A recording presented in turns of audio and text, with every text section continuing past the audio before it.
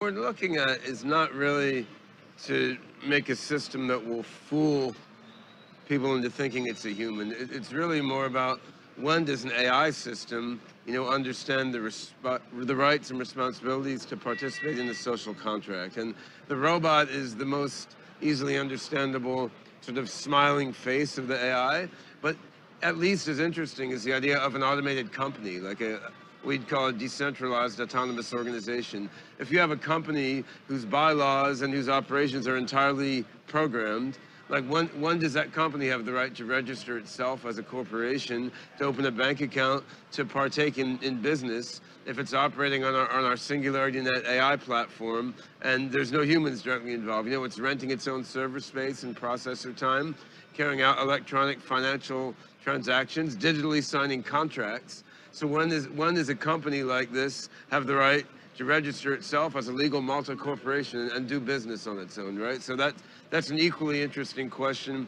to, when can a robot be a citizen? But they're really the same thing. Like, when does this AI system enter into contracts on its own in a way that bespeaks an understanding of what the contract is? Okay, so you seem to believe that the singularity will exist at some point in the future where AI is coexisting with humans like they're the rest of us.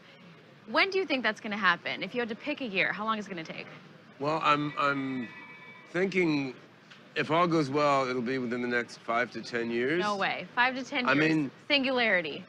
But if you think about it, if it was 20 or 30 years instead, this is irrelevant in a historical context, right? It's like asking, did the Sumerians develop civilization 10,000 or 10,030 years ago, right? So, I mean... But for us to prepare for our lives, it does make a difference.